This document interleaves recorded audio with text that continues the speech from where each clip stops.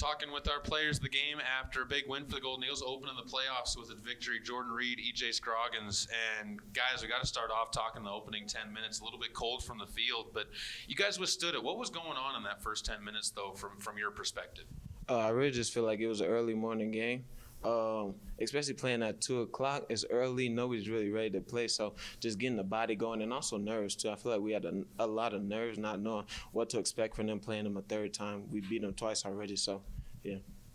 Yeah, I think picking up off what Jordan said, like nervous. Like I feel like people was nervous coming to the game, and I feel like after the 10 minutes, we start getting a groove and a feel for the game. I was talking about this a bit on the broadcast, but what's the difference between the playoffs and regular season for you guys as far as on the court? What changes in kind of the feel and the vibe of the game?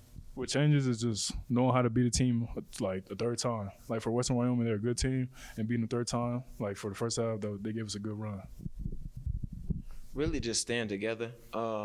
In the tournament, you're going to go through a lot of ups and downs, so you got to make sure to stay together and just keep playing as a team. That's the only thing that's going to keep you moving forward. You guys picked up a big three at the end of the first half that cut it from a 4-point game to a 1-point game. Did that kind of give a little bit of energy going into the locker room? Because it seemed like things had kind of balanced out there for a good 4 or 5 minutes. I would say yes and no. I would say just knowing that we're finally putting the ball in the hoop gave us confidence to begin with. But that three definitely boosted our energy a lot. But without that, I still feel like we would have stayed in the game and been doing what we do. I feel like without the three, we still would have did what we did and came out with the same energy in the second half. That second half, you're talking about that energy and picking back onto that answer. 8-0 the run to start out the second half. And at that point in time, obviously it wasn't one. You still had to finish out the game, but did you feel like you'd put a couple of nails in the coffin at that point? Yeah, coming to the second half, we knew that it was all about defense, and that was our main thing. I would agree with what Ejay said. Coming out, just being able to go on that run, it keeps the energy high and it keeps their energy low, especially at home. That's a big thing because they don't have anywhere to get some energy from. So, yeah, I feel like that kept us moving forward. Talk about the rebounding side of things, because this is a team that hasn't been able to win the rebounding battle very often, but you guys overcome that with the defensive side on the steals. Is that something you're willing to give up for the speed that you guys can bring when you go into that smaller lineup? Yes and no. I would say we still need to rebound more. I would say there was a lot of times I missed a lot of rebounds I could have had, but I would say, yeah, just being able to get as many steals as we do and being able to speed teams up like that with that small lineup is good for us moving forward.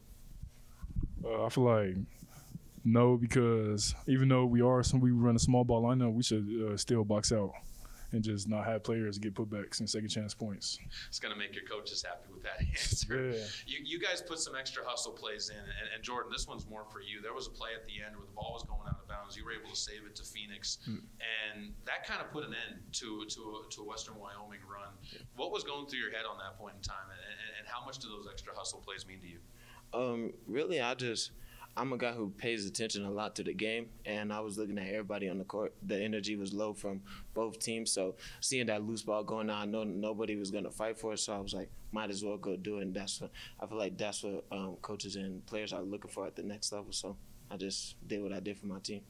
Ejay, last one for you as well, and talk a little bit about getting ready for the quarterfinals. This will be your first experience over there.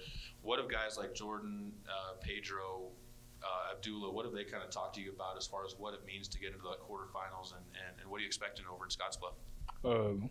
They just tell me to keep my head up and just play my game. They know what I could do. I know what they could do. And as long as they talking to me in my ear, I don't got no worries. So I can just play me and do me. Guys, we'll look forward to seeing you over there. Congratulations on the win, and get yourselves some rest, and we'll look forward to seeing you in Scottsbluff on Thursday. Thanks. Sitting down and talking, standing and talking with KB, the head coach, Krubiel Workie, assistant coach for the Golden Eagles.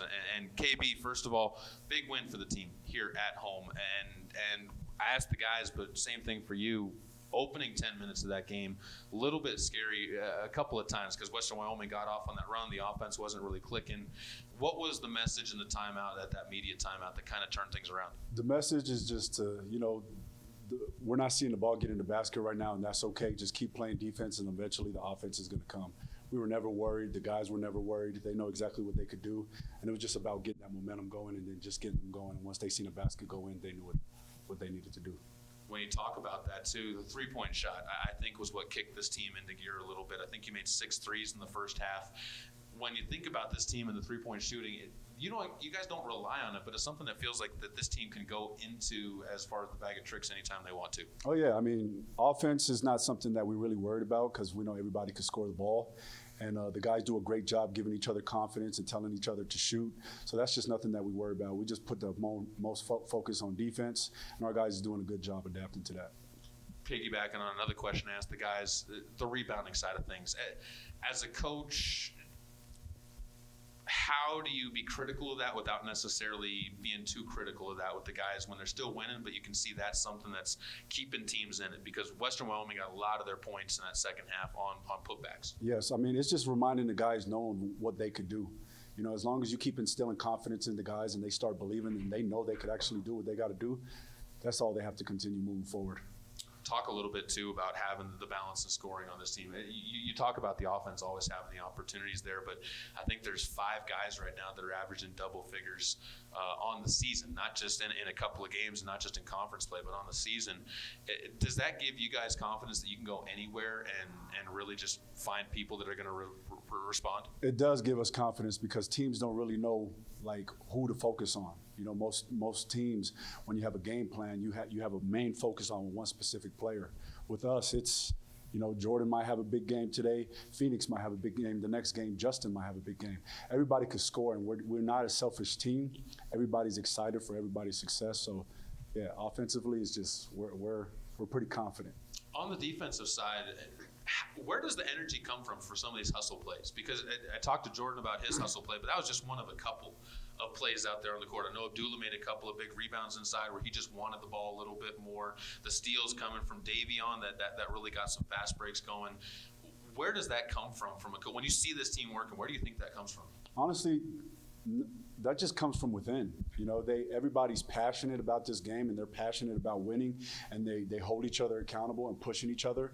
And when they know they gave up a rebound, the next play they come down, they're like, all right, that's not going to happen again. So our guys do a good job responding to mistakes and then getting it back. Still some games to be decided. Casper still has to play tonight. We're still waiting on the final score from Central and Northwest. But if things hold steady and 1 through 4 don't move, you're going to end up taking on Western Nebraska in the opening round. You've been through this tournament before. You know what it's like to go through a postseason. You know, as a college player in general, what it's like to go through a postseason. What does the message turn to for these next 3 days of practice getting ready for Thursday? Nothing changes. We come to practice doing what we've been doing, and we're just letting them know one game at a time. So we're going to come to a practice on Monday excited with a lot of energy moving forward, with the momentum moving forward, and we're just excited for the next game, and we're going to take it one game at a time. KB, thanks so much for stepping in, chatting with us a little bit, and good luck as you guys get ready for Thursday. We'll see you in Scottsbluff. Thank you.